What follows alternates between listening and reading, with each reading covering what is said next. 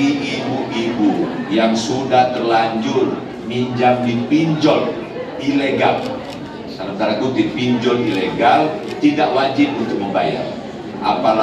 Kalaupun terjadi penagihan debt collector, kekerasan terus harus lapor kepada pihak yang wajib.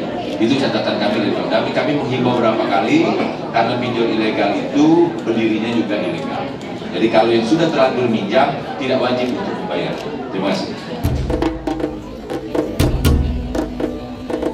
Halo sahabat EHJM, ketemu lagi dengan saya Edi Hasan, jurnalis media.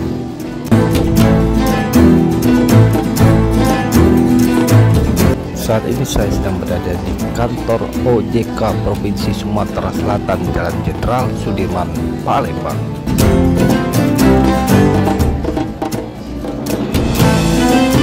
Untuk mengikuti gelar acara Si Cantik. Nah, apa itu Si Cantik? Yuk ikutin saja caranya sesaat lagi.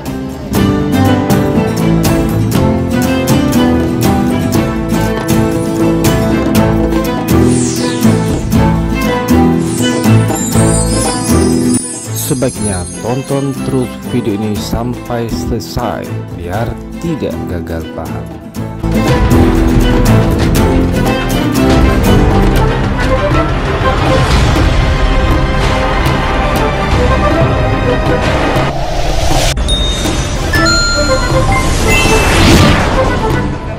Terima kasih atas kehadirannya. Assalamualaikum warahmatullahi wabarakatuh. Tadi terima kasih rekan-rekan media telah hadir dan mendukung kegiatan hari ini, yaitu kita launching Si Cantik Sahabat Ibu Cakap Literasi Keuangan Syariah.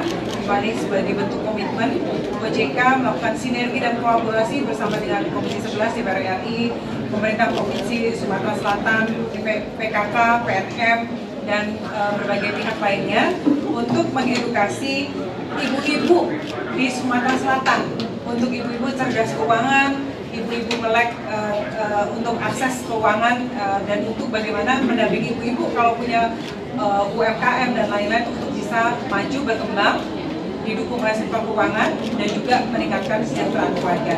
Mungkin itu saya sebagai pembukaan. Saya mengundang Pak Fauzi, Ibu Gubernur, kalau ingin menyampaikan sesuatu.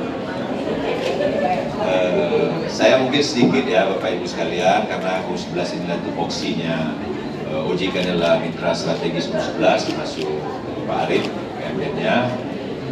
Tujuannya sangat mulia. Si Cantik ini memberikan literasi keuangan, inklusi keuangan kepada ibu-ibu yang memang hari ini rawan dengan namanya pinjol ilegal maupun hal-hal yang berbau ilegal karena sasarannya ibu-ibu.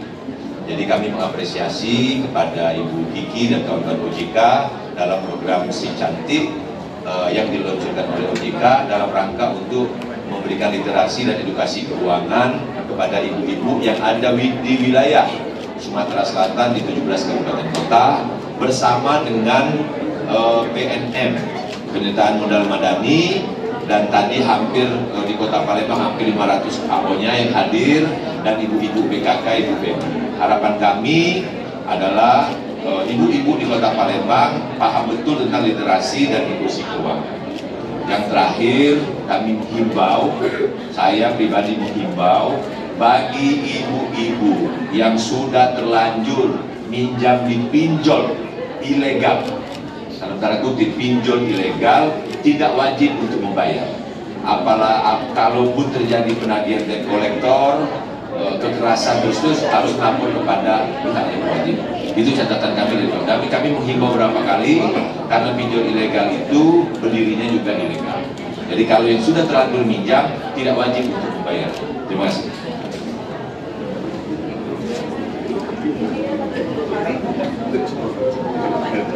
Baik, kalau ada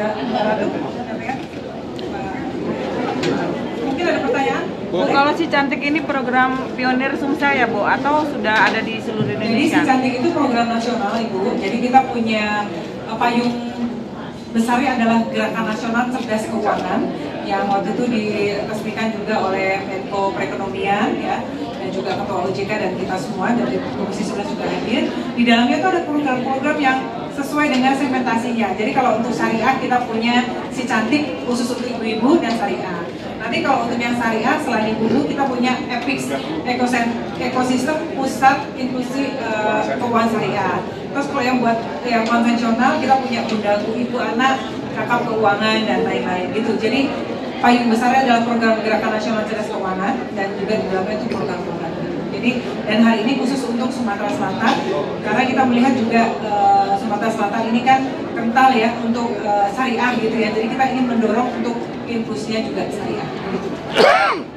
Bu, secara nasional setelah berjalan beberapa waktu, apa yang perlu dievaluasi dan seperti apa ke depannya, Bu, yang kita harapkan? Iya, kalau yang untuk syariah ya, perkembangannya itu kan secara survei nasional literasi keuangan syariah kita bekerja sama dengan BPS. Untuk syariah kita naik Pak, dari tahun lalu 39% jadi 43% literasi, tetapi yang perlu didorong adalah inklusinya, karena inklusinya masih 13%. Kenapa inklusinya masih kecil? Nah itu PR kita semua, bagaimana untuk kemudahan penjangkauan produk syariahnya, terus kemudian ketersediaannya, kemudian variasinya sesuai diikuti masyarakat dan lain-lain. Jadi mungkin salahnya adalah keterjangkauan. Nah, terima kasih kepada PNM yang tadi berapa Pak yang di 16 juta perempuan ya, dan itu 79%-nya adalah syariah. Jadi kita mau dorong pelaku usaha jasa keuangan lainnya juga untuk mendorong inklusi keuangan syariah semakin gitu Pak.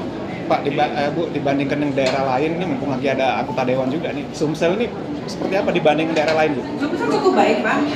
Kalau kita melihat ya, jadi kan kita dengan BPS baru 2 tahun.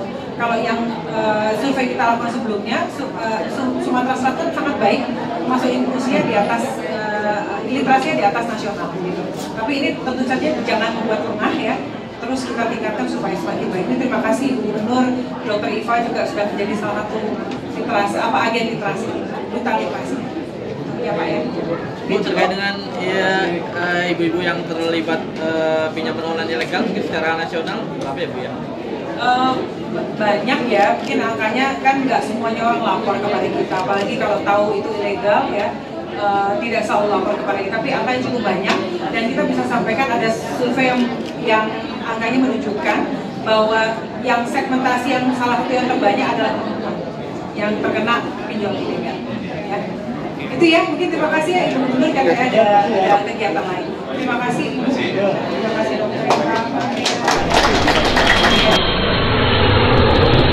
Terima kasih sudah menonton video ini sampai selesai. Sampai jumpa di video-video selanjutnya.